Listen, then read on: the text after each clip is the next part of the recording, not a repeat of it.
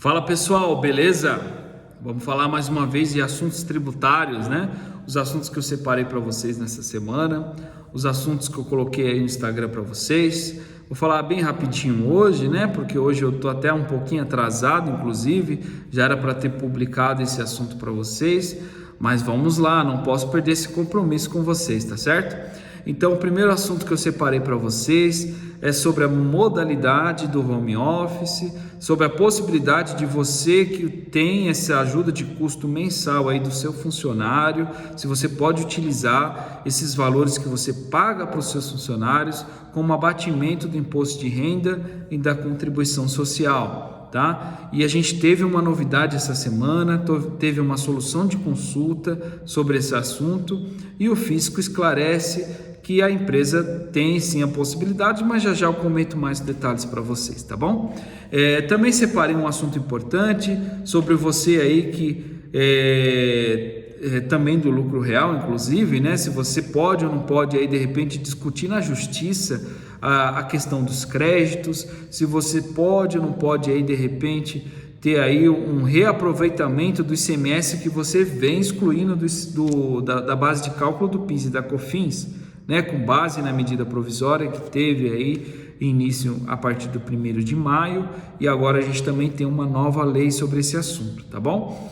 E antes de a gente começar esse assunto, peço que você que estiver me acompanhando pelo Instagram, dê aquela curtida, compartilhe com o maior número de pessoas, mande esse aviãozinho aí para o seu amigo empresário, do Simples Nacional, lucro presumido, lucro real.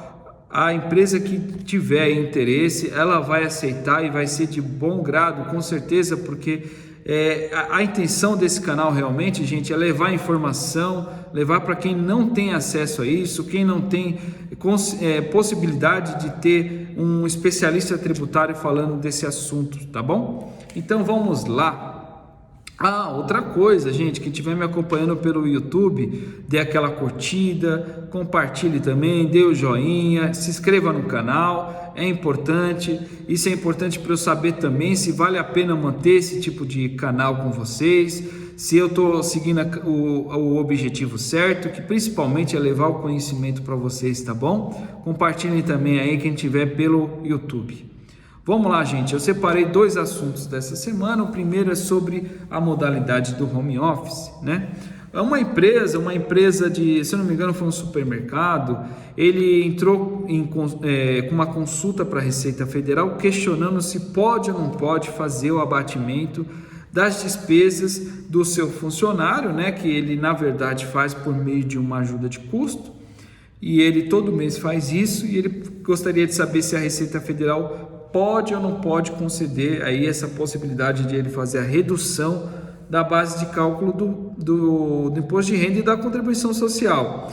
E a Receita Federal respondeu, tá? Ela respondeu que sim, existe essa possibilidade, o contribuinte pode fazer esse tipo de alteração, mas a Receita Federal não foi clara na questão de como comprovar isso, né? Qual seria a modalidade perfeita para ele fazer esse tipo de comprovação? Qual é o documento necessário que ele precisa apresentar numa possível fiscalização?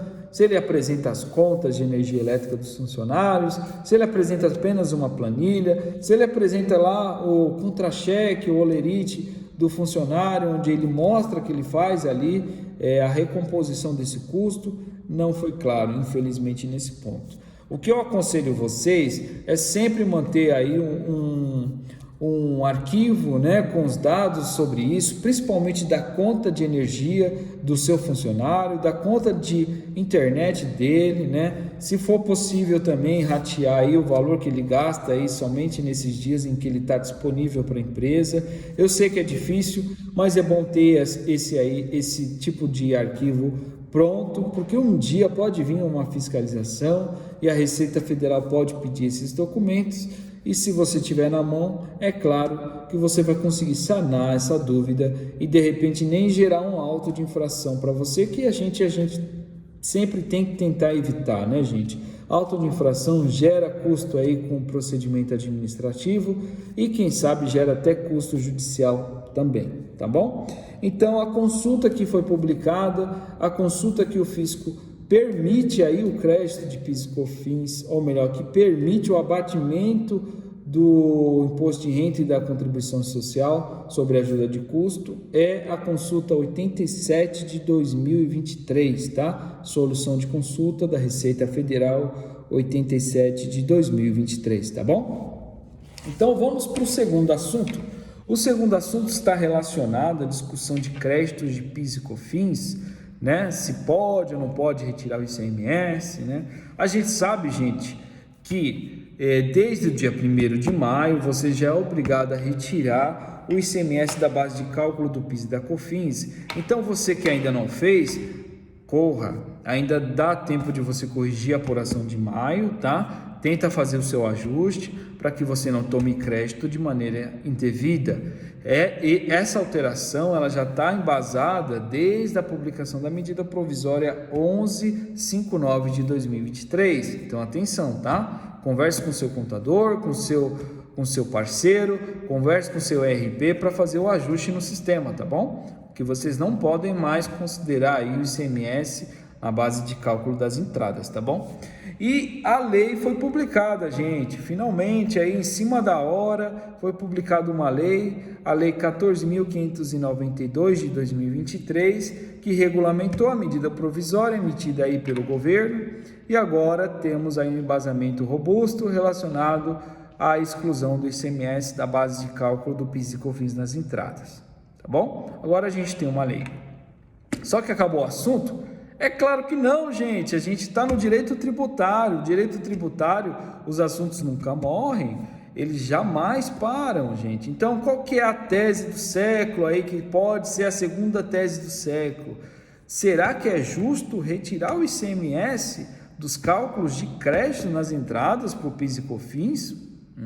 Importante saber isso, gente, porque o que foi colocado nas saídas é totalmente diferente das entradas. Para quem não lembra, a tese do século das saídas, o que ela falava? Que a receita do ICMS, ou melhor, o valor do ICMS, que fazia parte aí da base de cálculo das saídas, ele não deveria ser considerado uma receita da empresa, e sim uma receita do Estado. Então, essa discussão subiu para o STF decidiu e falou, pode retirar. Não faz parte da base de cálculo do PIS e COFINS para débitos, para saídas das empresas. Então foi uma grande vitória para as empresas de fato consideraram isso como uma grande vitória, e até hoje muitas empresas não estão pagando PIS e COFINS por conta de 5 anos que recuperaram sobre esses valores. Tá, mas beleza, isso foi uma grande derrota para o fisco, mas o fisco falou, esse ano eu quero a compensação disso, eu vou mexer nas entradas para que isso fique de uma maneira justa para mim também. Só que, gente, as entradas é outro conceito, não tem nada a ver com receita. Nas entradas a gente observa o custo, o preço que você pagou na mercadoria e quanto que você pagou nessa mercadoria. E a gente sabe que a composição do preço é aquela lá, né, que a gente utiliza o custo da mercadoria, a gente coloca os impostos por dentro, considera a margem de lucro do empresário e passa o preço. E com base nesse preço a gente paga e recebe a mercadoria na empresa. Ou seja, retirar o ICMS não é justo, não faz sentido, porque faz parte do preço da mercadoria e faz parte da base de cálculo do ICMS, do PIS e da COFINS.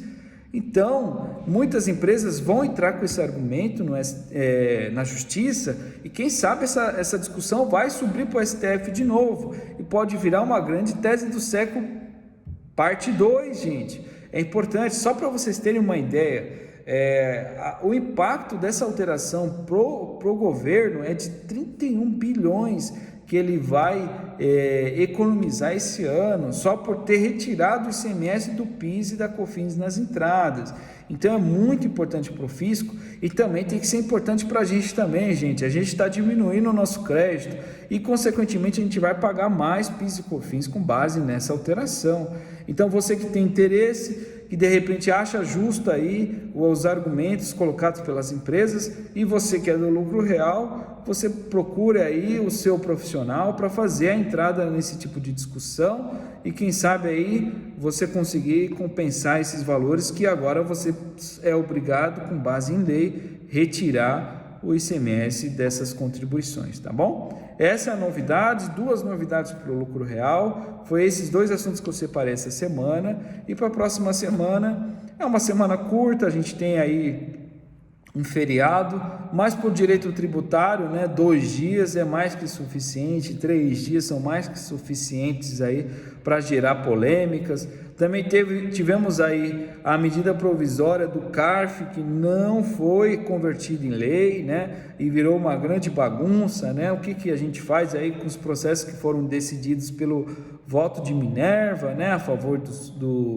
da Fazenda, se são válidos ou não são válidos. Existe um projeto de lei sendo discutido aí para tratar esse assunto, mas o governo não está muito otimista, né? Acabaram aí avaliando, o Congresso Nacional também aí não está muito fácil para aprovar as medidas do governo. Enfim, gente, tem muita discussão para ter, para acontecer nos próximos dias. Também tem aí a reforma tributária, que está para ser publicada o relatório, e eu vou acompanhar e publico para vocês também, qualquer novidade no Instagram, tá bom? Uma boa semana para vocês, um bom final de semana, e semana que vem a gente bate mais um papo, tá certo? Um abraço!